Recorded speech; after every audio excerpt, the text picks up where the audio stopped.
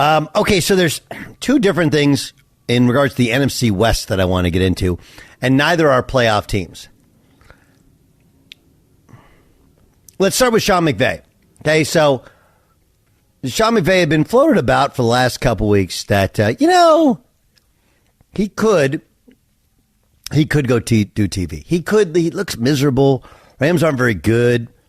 They don't have draft picks, They got cap issues. They got to figure it out. They got like four dudes everybody wants: Aaron Donald, Jalen Ramsey, Cooper Kupp, Matt Stafford, and then they got a bunch of whatever. And it's going to be really hard to rebuild that team. But I do think that here's what I do not have. I know a lot of people in the TV industry. I know people in Sean's camp. This story just came down that he's coming back. I'm going to hypothesize for a second, and this is an educated guess.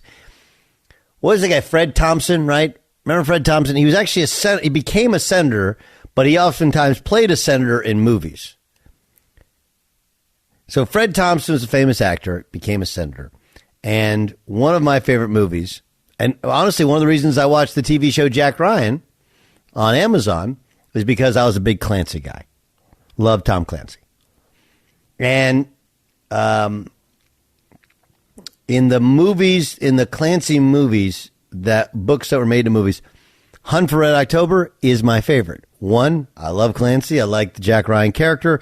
Two, and I think we've talked about this before, I love sub movies. Hunt for Red October is a sub movie, right? From Das Boot to Crimson Tide. All of them I love all of them. But I think Hunt for Red October might be my favorite sub movie. There's a line there where the average Ruski doesn't take a dump without a plan, son. How was that, Jason Stewart? Was that decent? Yeah, I like that. Good southern drawl there. Yeah. So I think Sean McVay doesn't take a dump without a plan. My guess is this had been floated for 3 weeks. That's his way of saying, hey, you guys wanted me to do TV last year. How about this year? Because remember, last year there was the musical chairs year. NBC lost Fred Godelli and his crew. They went to Amazon. Al Michaels went with them. They hired Herb Street. Chris Collinsworth stayed the same, but the play-by-play changes. Mike Tirico, as had been planned, takes over on NBC. Fox lost Buck and Aikman. They go to ESPN. Fox's answer ultimately will be Tom Brady, huge money contract. Now, it's not that Sean McVay wouldn't have a job in TV. I think he would. It's the only way you leave a job is for a better job. And better job means not just less work, which you'd have on TV, but more pay. And just a guess is that, he floated out there and like, yeah, we'd hire you, but like, kind of the seats are full. And maybe there's a thought that he could get Amazon. I don't know how long Herb Street's deal is. That's the only one that seems like a little bit of an odd fit. But how they view it and how we view it are two different things. But the guess is that he floated it out there. He tried to. He wasn't leveraging it for a better contract because he just got a new contract. He was trying to go like, look, I have a job. I would take a different job if I can get a better job, and that wasn't out there. We talked about Mike Silver, and Mike Silver on the podcast, we kind of crushed him because he takes some very politically far left-leaning stuff. And he usually comes to the players' defenses. Mike does know NFL people, and he writes for Bally Sports now. And there was a piece out about Kyler Murray. Because, remember, Kyler Murray signs the extension, and then there was the extension. The issue within the extension, the language was that he had to spend a certain number of hours dedicated towards working towards his craft when he was in the facility. And my point at the time was like, well, hey, you negotiated that in the deal. Why are you giving it back? Which ultimately the Cardinals did give it back.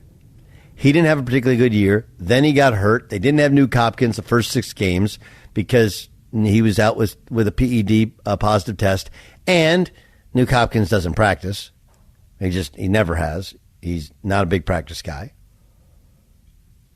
They end up firing Cliff Kingsbury, firing Steve Keim, their general manager, and announcing that they're keeping Kyler Murray, and he's going to have some sort of say, or at least part of the discussion within the head coach. Now, part of that is that just reads good on Twitter more so than in real life. But this to Mike Silver, who, look, I can question Mike Silver's leanings and how sometimes it shapes things in terms of coaching hirings and firings, but he does know NFL people, and I take him to be a very good and legitimate reporter. The teammate, called a Cardinal veteran in Silver's story, said it was like they created a monster. And he's talking about the 5-year, $230 million extension. Silver wrote, once paid, the veteran said Kyler Murray felt less compulsion to study his game plan and fulfill the expectations of a franchise quarterback than he had in the past. And the Cardinals' collapse felt predictable. Chris Carter, who used to work at Fox, the Hall of Fame wide receiver. J.Stu, are you familiar with his expression about what happens when people get money? No, what is it? He says, this is a great Chris Carter line. He's known for, if you got a crew, you got to have a fall guy in the crew. If y'all got a crew, you got to have a fall guy. But that's not, Kyler Murray's not the fall guy. Okay? Steve Keim's not the fall guy. Cliff Kingsbury's not the fall guy. I do think that they negotiated that contract. They knew what they were getting into, and then they bowed to public pressure. That's on the organization. But Chris Carter's expression, I love this one, is money doesn't change you. It makes you more of who you are. Let me give that one to you again. Money doesn't change you. It makes you more of who you are. How good is that, right? And that's exactly what we're assuming happened with Kyler Murray. He was always seen as a bit standoffish, a little bit arrogant, a little bit entitled. He wasn't seen as a worker. And there's even quotes of him saying, I don't really study much when I get home. I don't do all that stuff. I'm not. Right? Money doesn't change you. It makes you more of who you are. And maybe it's the clause in the contract. Maybe it's the collapse at times the past couple years. Maybe it's how bad he looked in the playoffs. Whatever it is, not only was the Cardinals' collapse predictable, but this story was utterly predictable. Cardinals have themselves a mess. And who they hire is going to be fascinating. Fascinating. Because not only are you beholden to Kyler Murray, but you're not going to have Kyler Murray for at least half the year.